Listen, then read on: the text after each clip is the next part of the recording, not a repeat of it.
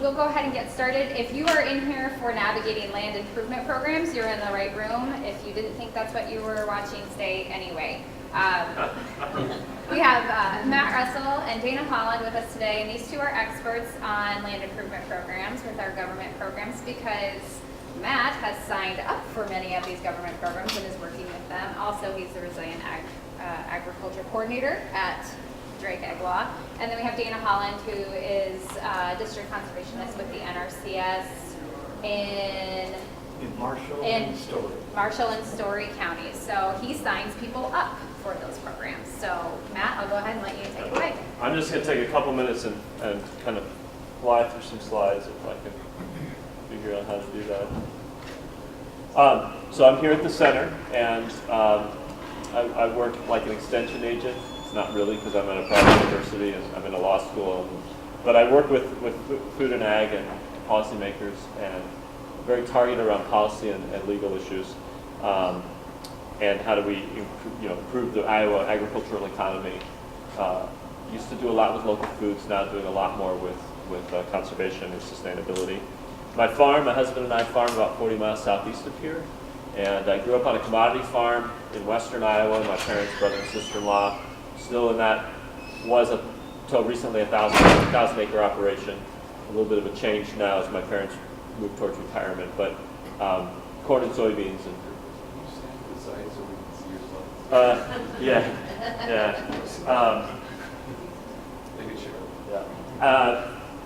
and then my husband and I, we farm in southeast, about 40 miles southeast here in Marion County. We do retail agriculture. So we're 110 acres, and everything off our farm basically gets sold to customers either in and around Marion County or up in Polk County. We've used a lot of federal programs, and that's what I want to talk about today, is how to use government programs. And we went into this, we're in our 13th year on the farm, and we've used a CRP, EQIP, direct countercyclical payments, which are now the commodity program is the PLC in the Ark County. And we had some wildlife habitat improvement program stuff. But how do we integrate these programs? And the most important thing is how do these programs support our goals for our land and our farm, rather than how do we find the money, how do we go after programs that are going to pay? Because that's not a strategy for success. You end up doing things on your land that don't meet your goals. So first think about what the goal is for your land. Then work with the folks, and we also did, we used the Iowa Livestock Water Quality Program, a revolving loan fund. So the most important thing is get into the county office, into the county FSA office, into the county NRCS office, which is also, in most cases, it's going to be the Soil Water Conservation District. So talk to those folks. You can go online, you can find lots of different programs, but they really are the point of contact so that you can understand how to find the right programs, combine the right programs. And we had our district conservation out on our land walking before we entered into EQIP, CRP, figuring out what our goals were for rotational grazing. We put in 2 ponds, we put in water systems. That's one of the ponds we built. These programs helped a lot with cash flow as we were starting our farm. So the high tunnel that we put in, that's pat down in the bottom corner there inside the high tunnel. These programs not only helped with conservation, they helped with cash flow, and I can talk more about that later independently with someone. But figuring out how to use those resources to build up your farm or to maintain the value of your asset, really, really important. That's our poultry rotating. But this is what I want to show, is that we've gotten, those are the years in which we've implemented and got paid. The annual totals are at the bottom. So you can see how it went up over time. And then, so in through 2016, I think that's 11 years, we've gotten $75,000 to help implement the kind of practices that allow us to do the kind of agriculture that we want to do on our farm. We've taken 110 acres and put about 95 of that back into what we're managing as permanent forages and pasture. That ties into our rotational grazing with our beef cattle and the poultry, and we're doing a vegetable operation on a very, very small acreage. But we could not be doing what we're doing at the rate that we're doing if we didn't use these programs. So I'll end with that, and Dana's going to talk some, and then we're going to open up for a lot of discussion. All right. Thank you, man. I like this slide there, a little bit of help from Uncle Sam. That's good. Because ultimately, it's the owner and the operator that have to get soil quality conservation on the land. It's the bulk of their work that makes things happen. Some of my best conservation farmers are ones that don't participate in any of my potpourri of programs. And that's great, and that's okay. We are a planning agency. NRCS is a conservation planning agency. Through our planning, if something matches up, you saw all the acronyms that Matt showed, EQIP, CSP, and the like. Through that process, if something matches up, that's great. We'll get a program and go from there. But it's not the be-all and end-all, that's for sure. Yes, NRCS through the years has offered a lot of financial assistance, and that's great. It's evolved through the years to now where we're into EQIP, CSP. CRP's been around since the 1985 Farm Bill. That's when I started as a NRCS employee. Conservation compliance was a big deal then, as it still is now, but not maybe quite so much. But so there's NRCS cost share, there's state programs with cost share. Jim Gillespie has programs as well. The problem we're facing now is budget issues. I don't think that's a mystery to anybody here that we're going into FY18 with a lot of uncertainty where we're going to be with EQIP, CSP, and CRP especially.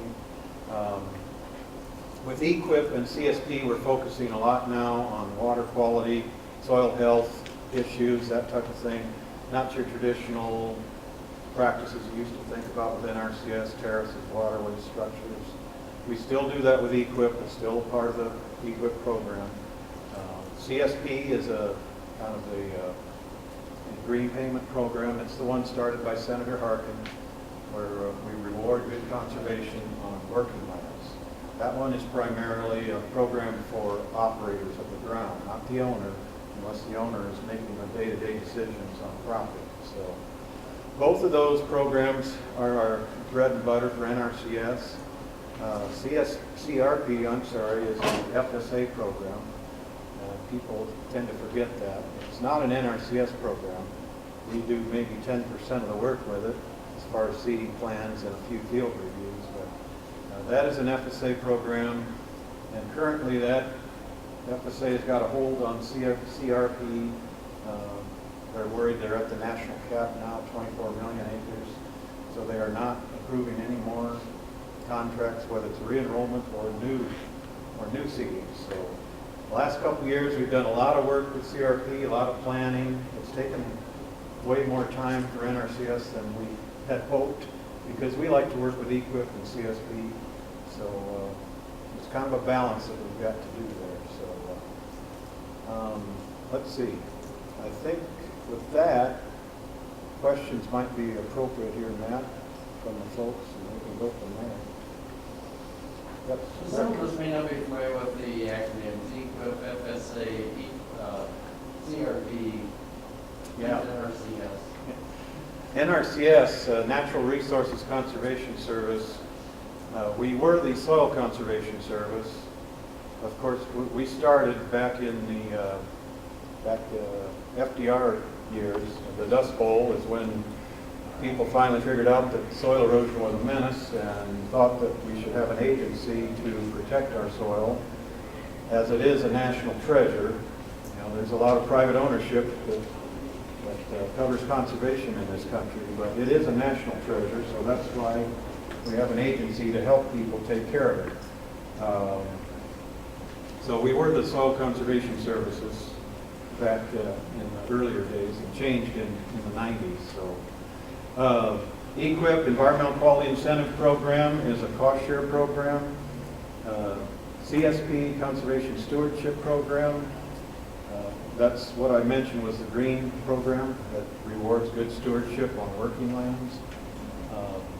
It does have cost share components, but it's basically payments that you get for doing certain practices and enhancements, that type of thing.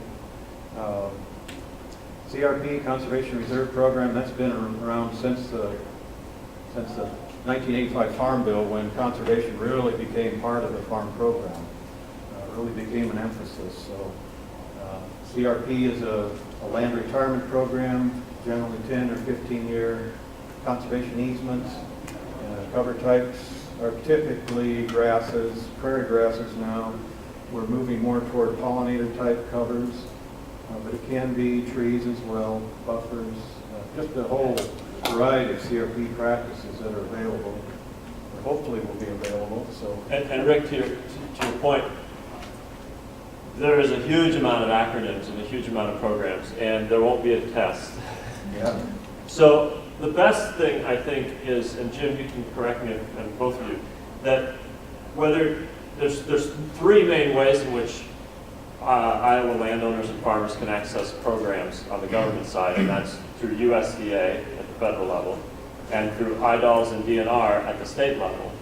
And the good news is that I think almost in every county, those are all located in the same office at the USDA Service Center in the NRCS office, the Natural Resources Conservation. If you can get yourself into that office and talk to folks, then they can help you figure out what those programs are. So you don't have to go in there knowing all the programs. Go in there knowing what you'd like to do, even just from a value standpoint. What would you like to do with your land? And start a conversation so that they can help you navigate all of that. So don't feel like you have to understand all of it before you go in. Either one of you, we've been in that situation, we're currently in that situation. I feel like I've got a communication problem with the local office. I try to explain to them our situation, what we're looking to do, they don't seem to have answers. I try to get them to come out and do things, and I can't really get them. How do you get past some of this? I try to ask them questions, but I don't know what questions to ask them. And when I do, a lot of times they don't seem to have an answer for it, so. That's a problem. We need to come out and walk the land with you. That's our number one thing. We got to come out and do conservation planning. We really haven't had that. We had one offer, and they did come out to look when we were talking about possibly some cover crop and stuff like that. But I tried to do more other things with them. That really wasn't going to work for our situations. And I just feel like it's been a really big hurdle to get past and stuff. Yeah. I find some stuff online, and that's helped us through some things. One example, we missed out on an HEL CRP the past year. I was trying to find, here's our application. We're not on the farmer's own. How do we get past these hurdles? I don't get the answer. I finally found some stuff online, some fairly generic stuff and everything. The time I figured out, hey, this would be a great program for us, everything's expired. So I still serve on the state FSA committee. That was a previous administration appointment, and we continue to serve until the new administration identifies those 5 farmers that will serve on the committee. But over the 7 years in the previous administration, when we had issues at the county office, we would encourage people to make a call up to the state office. So the way that it works is, and that may be changing with some restructuring at USDA, but currently you've got the NRCS office and you got the FSA office, and they may be in the same county, in the same building, but they don't report to each other, they report up to their state office. And so if you're not getting the kind of response, then go up to the state office. Now that doesn't necessarily mean you're going to get great response there, but that is the way in which, because sometimes, and I can say this having navigated the FSA stuff, is sometimes every county office doesn't perform at exactly the same level. I'll just leave it at that. And the goal was to get all of those county offices performing at a higher level. And so sometimes it takes making a call up. The programs you talked about, show that PFI too. It looks like you've got good test and response out and stuff, and I just 90-day Yeah, I'm in Marion County, and I've had great interaction with NRCS, and I've had improved interaction with FSA. And other counties that may flip, or, you know. We should always make time to go to the field and meet with you. That's disappointing. But part of that is budget. Yeah, we are. Those county offices are constrained, and those are real constraints. We are About short-staffed and the budgets are tight, and not to make an excuse, but, I mean, I don't know if it's going to get any rosier or not as we move forward. I doubt it, but, yeah. Yes, sir. I'm interested in prairie strips, but I'm not sure where to start. Okay. Go to the local office and meet with those folks. Like, if it was me, I'd come. Where to put them and. Yep, come out to the field, take a look. Yep, that's the first step. And Carl, were you in the last presentation with I was Lisa? in the last one too. Talk to Lisa, she'll, At Iowa State, at Iowa State. She NRCS does a Programs. fantastic job. She's right here. Oh, there- She is. Yeah. Yep, we'll make the contacts. And that actually gets back to your point too. That is the point of contact is the county office, but we do, everyone in the state, Drake, Iowa State, Extension, we've got to do a better job of helping you understand. So I'm not passing the buck. You know, you do need to reach out to IDOLs and others, because the more people know that people are interested, the more we're able to get those conservation programs on the ground. Matt, to that point, who are some other resources besides your local office? Because, I mean, we do know that, we went in to talk to our FSA office, they're amazing. And we had a scheduled appointment. She had 4 other people lined up that she had to say, sorry, they actually scheduled an appointment. But she was going to be working until, 7 o'clock that night. She could handle and get out. Yeah. So who else can we go to if we don't have that time to meet with our FSA or our district office? Yeah. Well, TSPs, there's an expanding interest in this, and so there's people carving out, and some of it's fee for service, and some of it, like at Iowa State and Drake, we don't provide long-term consultation, but we can answer calls and spend some time on the phone or reply to emails. With our stuff, with our federal programs, patience is needed, especially with EQIP and CSP. Applications can take, up to a year to get obligated. So very frustrating, a lot of administrative stuff we have to go through. It is time consuming, so patience is needed. But to that point, I never knew Drake was involved in this at all. We've been in farming for several years, and I never knew Drake was a resource. Yeah, we're small, and we have a little budget, but we try to do nimble and creative things. And so you can shoot me an email, and we've got different resources online. One thing, we're just finishing up some research looking, so if you think about conservation and all the places you can go to try to get some help, you've got federal and state, and some of that's county through your Soil and Water Conservation District. But there's an emerging interest, so we're calling it private conservation initiatives or incentives. So there's additional interest. There's ADM and Unilever and some other programs using data, trying to help farmers put more conservation on the land that are tied to supply chains. So the Holland's mayonnaise, sustainable soybeans, Practical Farmers of Iowa, other nonprofits, the commodity groups. There's a lot more interest, not enough. We've got a lot more work to do, but the momentum is that there's more interest. So there's additional people coming in to provide service, to provide planning, and in some cases, not a lot, but in some cases, actual dollars to help with those resources on the ground. I would mention too that there's several watersheds across the state that are available too as another funding source for some of these water quality and soil health practices. So. And in some cases, your farm will be in a watershed that has a coordinator, and their job is to help you navigate these Correct. programs. And so you can go to them, and they have a close tie-in with the local office. That's right. Yep. Make sure that is mentioned, yes. Let's go, is Sean, and then Brian, and then Sheila. So Dan, you mentioned the capacity issues, that hasn't changed.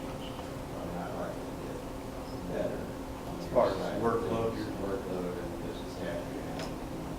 I can't remember what percentage of farmers you actually work with on a daily basis across all the NRCS. There's some that are pretty low. Yeah. Because of that capacity issue. So, and back to a little bit of what you touched on a little bit, Matt. How do we incentivize the private sector to augment that capacity? Current programs or permitting requirements for structural practices are specific to whether NRCS or other agencies involved does not provide permit protection coverage for private landowners wanting to go out and build things out on their property. Do you think NRCS can get in a position to help support That's a possibility. for the private sector to enable that? I think the push now is going to become more pushing some planning services toward the private side. That's good and bad for NRCS, but alleviate some of our workload. But yes, the technical service providers, the TSPs Matt was mentioning, that's going to be happening more and more, I think. Yep. Right. I think you have conservation plans that compass, is that right? And that's what we talk, I really don't know much about this, I don't really know what the past, but, I mean, does every farm have one? And what is involved? How do you get one? Things like that. Not every farm has a conservation plan. Again, we're a voluntary agency, even though there's conservation compliance. Being in the farm program is a voluntary action. In my county, Marshall County, most of the county is highly erodible land. It's very rolling. So most everybody has a basic compliance plan. I don't know if I really consider that a conservation plan. It's more of just a program need. But everybody's got a basic plan in a lot of these highly erodible counties in Iowa. You get up into some flatter counties and some of the files are just flat with a map in it. So a lot of them don't have conservation plans. What EQIP and CSP does, it really makes us do more comprehensive planning, but we don't have, a lot of counties don't have a lot of those plans because we just don't have the money or the time to deal with a lot of those contracts. So, but those programs, EQIP and CSP especially, push us toward more comprehensive planning, and we don't have a lot of those in most counties. So, hope that answers your question. Sheila, and then I was just curious about, you showed that you, over time, you received about $75,000. Was all of that just free money, or was some of that in loans that you had to pay back? so that was all cost share and incentive payments, kind of rental payments. So that is all, a little bit at the bottom, I think I included, we participate in the Farmers Market Nutrition Program. So a few $100s a year. WIC participants and seniors would use their coupons with us at the farmers market. So I included that. But mostly it's and a lot of, I hear this from some people that call in and say, where's the grant money? And there technically really isn't any grant money. What there is incentive money, and there's cost share. So you're basically signing a contract, and there's negotiated agreements. They're not really grants. There are no government grants, so to speak. They're more cost share incentive payments, and the incentive payments are always tied to an agreement with maintenance agreements. So basically, it's taxpayers saying, we value what you're doing in terms of conservation, so we're going to help you do it, and then we're going to hold you accountable to actually implementing it and maintaining what you've been asked to. And then with the cost share, you have to pony up a certain amount, and then they match it, kind of, is that? Well, yeah, I mean, sometimes there's formulas, sometimes there's you turn in receipts. It's not always exactly the same. Sometimes, so when we put up the high tunnel, Pat was a new beginning farmer. So we got we got a cost share on that, and that, as soon as we bought it, we could turn in the receipt. And then we put it on a credit card, right?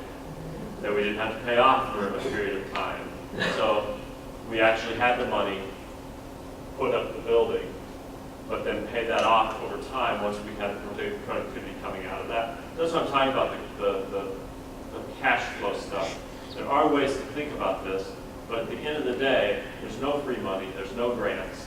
It's agreement stuff, and it's agreement based out of NRCS and CRP with FSA that there are conservation benefits to taxpayers. Typically, the landowner has some skin in the game, 10 to 50% they have to pay. Right. They need to take ownership of it too, so. So we did do a, that doesn't include the livestock water quality loan. So that was like a $20-some thousand loan at 3% interest. And we're just finishing that off now. But Ivan and then Bob and Jim. I think that some of the NRCS too, is the tenant or operator is a contractor, not a landowner. Correct. So that's good. Right, especially with CSP and EQIP, a lot of our contracts are now management practices, so those are not hard engineering structural things, so. And if you're the landowner, you also have to get the tenant's approval to even know what's going on in your land. Right, we typically have a sheet of paper that says, I intend to have this operator on my land for 5 years. But it's not legally. It's not legally binding, no, it's just a permission slip. I have a question, and I don't know, so looking at different cropping systems, different ag systems, it's pretty easy in Iowa, buying corn, soybean, cattle. But if you want to start expanding as landowners for different perennial cropping systems, maybe more profitable than niche cropping systems, are there any resources that help us understand the business systems associated with those? The PFI and stuff? Yeah, PFI is probably doing the best work in that But area. I don't see anybody saying berries or apples or wine, this is the business system, and let's help you do that. Are there, are there any resources like that help us think about that? Yeah, if you email me, we can talk in more depth, but part of it is understanding the agronomic system and the markets, right? And so you listed a couple of food things that may have some potential, but they're not really potential to displace corn and soybeans unless there's a whole lot of other considerations. Like there is no, well, let's be more sustainable and change the commodity systems of this. It's very complicated, and so I'm happy to go into that with that on a private basis. But yeah, I wondered if, well, when Iowa gets passed and we have additional dollars available, and then those dollars can be integrated with a nutrient reduction strategy. Has anyone kind of put together a matrix that puts federal programs, state programs, nutrient reduction strategy, and Iowa dollars kind of in a bucket and comes out with a plan? I haven't seen that. I don't know if Jim may be closer to that. If anybody has I'm not aware of anything. And you had something you wanted to say, so let's give you a chance. And partly in answer to that, to me, I apologize to the gentleman back here, but from the standpoint that the way I look at it is we all have so many programs available, it's hard for everybody to keep track of it. And so the reality is when you started thinking about my land, my needs, my issues, my concerns, you got to go into the office and ask them, I've got something I have an issue with, or can you come look at it, tell me what I can do, which leads to the planning. And then let the staff help you navigate through all the programs. And I apologize because we do have a lot of programs. Some of them you can sign up for, some of them fit you, they're not a sign-up type thing. So connecting all the dots is complicated. But the staff can help walk you through opportunities for incentives or cost share or whatever it is to get to those ends. So it really starts with what are your needs, what are your concerns, what are your issues. Go into the office, get a plan, and they can help navigate through all the programs to say, this can help you do this, or you can do it on your own. If you want funds, you may have to sign a contract or an agreement, but if you want to do it on your own, here. Good point. I think we gotta go. Oh, I found in my, we have land in 2 counties, and practices in each county are approved differently based upon the local county boards that approve them. There are differences. So Yes. there are differences, so even if you think everybody has it, one county literally says yes to something, the next county next door There says are no. county priorities, yes. All right, thank you. Yes. We've got contact sheets.